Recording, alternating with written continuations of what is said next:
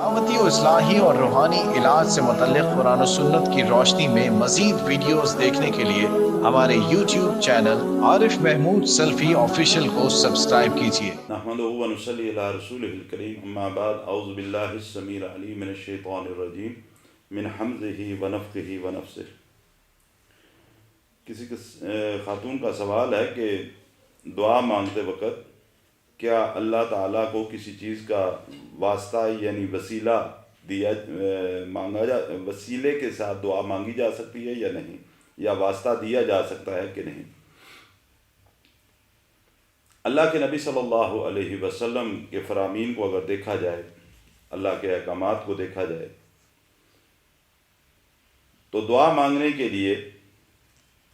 جن چیزوں کی دین اسلام ہمیں اجازت دیتا ہے کہ ہم ان سے وسیلہ پکڑ سکتے ہیں، اس کا واسطہ اللہ سبحانہ و تعالیٰ کی ذات کو دیا جا سکتا ہے، اس میں سے سب سے پہلی بات یہ ہے کہ اللہ سبحانہ و تعالیٰ کے جو صفاتی نام ہیں، جو اللہ کی صفات ہیں، اس کا واسطہ اللہ تعالیٰ کو دیا جا سکتا ہے دعا مانگتے وقت۔ ان ناموں سے اللہ سبحانہ و تعالیٰ کو پکارا جا سکتا ہے، جس طرح اللہ سبحانہ و تعالیٰ کا صفاتی نام جو ہے وہ رزاق ہے۔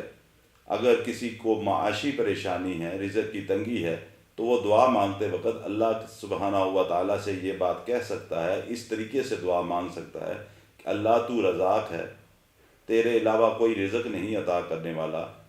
اللہ میں تنگ دستی کا شکار ہوں، میری تنگ دستی کو دور فرما دے، اللہ تجھے تیری اس صفت کا واسطہ ہے، رزاق ہونے کا واسطہ ہے، تو میرے رزق کے اندر برکت فرما۔ اللہ تو غفور ہے، تو رحیم ہے، تو معاف فرمانے والا ہے، معافی کو پسند کرتا ہے۔ اللہ میں گناہ گار ہوں، خطا کار ہوں، اللہ تجھے تیری صفت کا واسطہ ہے، تیری رحیمی کا واسطہ ہے کہ اللہ تو میرے گناہوں کو معاف فرما۔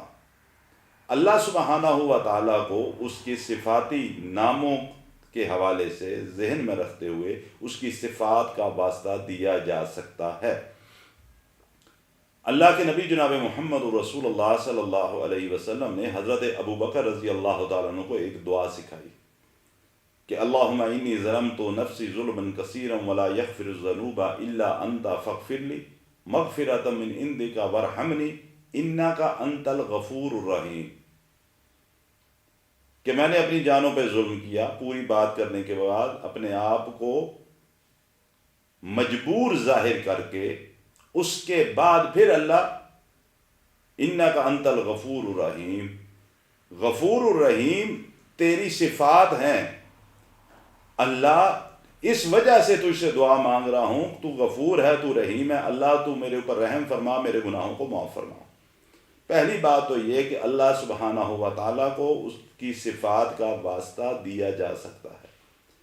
دوسری بات یاد رکھیں کہ دعا مانگتے وقت اپنی دعا کے اندر درود پاک کو ضرور شامل کیجیے۔ ایک شخص مسجد نبی میں آیا، اس نے آ کے جلدی جلدی نماز پڑھی، اس کے بعد اس نے دعا مانگی، جو بھی اس کی حاجت تھی اس نے فٹافٹ اللہ سے حاجت کا سوال کیا، اٹھ کے جانے لگا۔ اللہ کے نبی صلی اللہ علیہ وسلم نے فرمایا کہ تو نے یہ طریقہ جو اختیار کیا ہے یہ دعا مانگنے کا طریقہ نہیں ہے۔ دعا مانگنے کا طریقہ آپ صلی اللہ علیہ وسلم نے کیا سکھایا اس کو کہ دعا مانگتے وقت سب سے پہلے اللہ کی حمد و ثنا بیان کرو، اللہ کی تعریفات بیان کرو، اس کی کبریائی کے الفاظ ادا کرو، اپنے آپ کو اس کے سامنے عاجز ظاہر کرو۔ عاجز تو ہیں ہی ہیں ہم، لیکن اپنے الفاظ سے بھی اس بات کا اظہار کرو کہ اللہ ہم کمزور ہیں، تو طاقتوں والا، اللہ ہم محتاج ہیں، تیرے محتاج ہیں، تو کسی کا محتاج نہیں ہے، اللہ ہم گناہ گار ہیں، خطا کار ہیں، تیرے علاوہ کوئی ہمیں معاف کرنے والا نہیں ہے، اللہ ہم تنگ دست ہیں، ہماری تنگ دستی کو تیرے علاوہ کوئی دور کرنے والا نہیں ہے۔ اپنے آپ کو عاجز ظاہر کریں اور اللہ سبحانہ و تعالیٰ کی تعریفات، بڑائی، کبریائی بیان کریں۔ پھر آپ صلی اللہ علیہ وسلم نے فرمایا کہ اس کے بعد مجھ محمد صلی اللہ علیہ وسلم پر درود پاک پڑھیں، اس کے بعد پھر اپنی حاجت جو اس وقت آپ کو حاجت درپیش ہے وہ مانگ۔ اللہ اکبر کبیرہ۔ حضرت عمر رضی اللہ تعالیٰ عنہ فرماتے ہیں کہ دعا مانگتے وقت اگر آپ اللہ کے نبی صلی اللہ علیہ وسلم پر درود پاک نہیں پڑھتے تو وہ دعا زمین اور آسمان کے درمیان معلق رہتی ہے، وہ اللہ کی بارگاہ میں پیش ہی نہیں کی جاتی۔ اللہ کی بارگاہ میں اپنی دعا پہنچانے کے لیے آپ کو درود پاک کا سہارا لینا ہوگا۔ درود پاک آپ صلی اللہ علیہ وسلم پر درود شریف پڑھنا ہوگا۔ اور یاد رکھیے ایک بات، دین اسلام میں اکثر یہ بات کہا کرتا ہوں، اعمال اللہ کے حکم کے مطابق، طریقہ محمد صلی اللہ علیہ وسلم کی سنت کے مطابق، آپ کے فرامین کے مطابق۔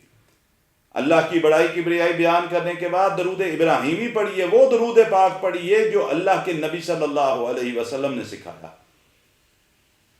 درود پاک پڑھنے کے بعد پھر اپنی حاجات جو بھی ہیں آپ ان کا اللہ سے سوال کر سکتے ہیں، انشاءاللہ اللہ آپ کی دعاؤں کو قبول فرمائے گا۔ تیسری بات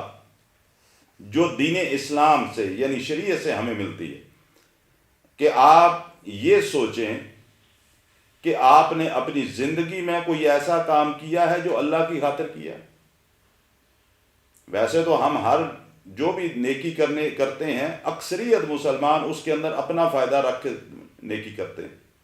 ہم نے کسی کو زکوٰۃ کے پیسے بھی دینے ہو نا تو ہماری نیت یہ ہوتی ہے ایسے خاندان میں کسی کو، پہلی بات تو خاندان میں ہم کم ہی دیتے ہیں، باہر ہم حاتم تائی بننے کی کوشش کرتے ہیں۔ اگر کسی رشتہ دار کو دے دیا تو پورا سال پھر ہم نے اسے کام کروانے ہوتے ہیں۔ تو سب سے پہلی بات تو یہ اپنا سوچیں اس بات کو کہ میں نے زندگی میں کوئی ایسا کام کیا جو میں نے اللہ کی خاطر کیا ہو، اللہ کے ڈر سے کیا ہو، اللہ کو راضی کرنے کے لیے کیا ہو، صرف اس کے اندر للہیت ہو، اللہ کی رضا ہو، بس دنیا کا کوئی مفاد نہ ہو۔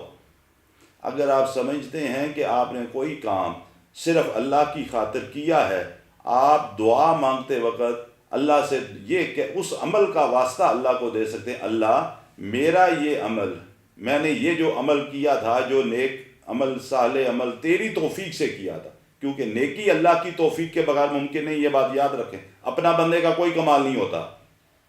ہم جو بھی عمل کرتے ہیں نیک اعمال اللہ کی توفیق سے ہی کرتے ہیں۔ شکر ادا کیا کریں کہ اللہ نے ہمیں توفیق عطا فرمائی۔ اللہ تیری توفیق سے یہ جو میں نے کام کیا تھا یہ میں نے صرف تیری رضا کے لیے کیا تھا۔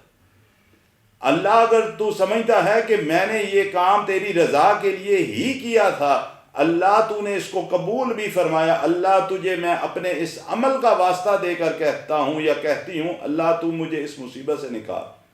میری یہ حاجت پوری کر دے، یہ میری تکلیف دور فرما دے۔ اللہ کے نبی فرماتے ہیں صلی اللہ علیہ وسلم، جب اس طریقے سے دعا مانگو اللہ تعالیٰ اس بندے کی دعا کو ہر صورت قبول کرتا ہے۔